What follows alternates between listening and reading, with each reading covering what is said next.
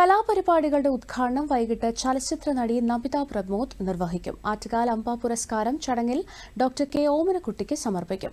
ഈ മാസം 13-നാണ് പ്രസിദ്ധമായ ആറ്റുകാൽ പൊങ്കാല. പൊങ്കാല മഹോത്സവത്തിന്റെ അവസാനവട്ട ഒരുക്കങ്ങൾ മുഖ്യമന്ത്രി പിണറായി വിജയന്റെ അധ്യക്ഷതയിൽ ചേർന്ന അവലോകന യോഗം വിലയിരുത്തി. ഓരോ വകുപ്പിനെയും ഏകോപിപ്പിച്ച് പ്രവർത്തനം നടത്താൻ യോഗം തീരുമാനിച്ചു. എല്ലാ വകുപ്പുകളും പരമാവധി കാര്യങ്ങൾ ചെയ്തിട്ടുണ്ട് എന്നുള്ളതാണ് ഇവിടെ വ്യക്തമാക്കപ്പെട്ടിട്ടുള്ളത്. അത് നല്ല നിലക്ക് തന്നെ ഉത്സവ കാര്യങ്ങൾ നടക്കുമെന്നതിൻ്റെ സൂചനയാണ്.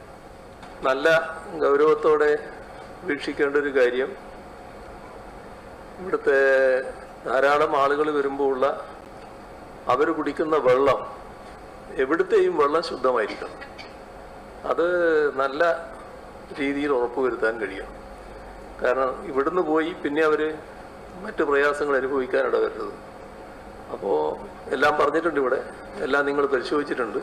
ആ പരിശോധന തുറന്നും നടക്കുന്ന നില ഉണ്ടാവും. മറ്റൊന്ന്, ഭക്ഷണം.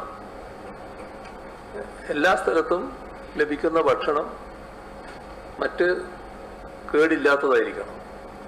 അത് വളരെ പ്രധാനമായിട്ട് ആ പരിശോധനയും വിവിധ തലങ്ങളിൽ നടക്കുന്നുണ്ട്.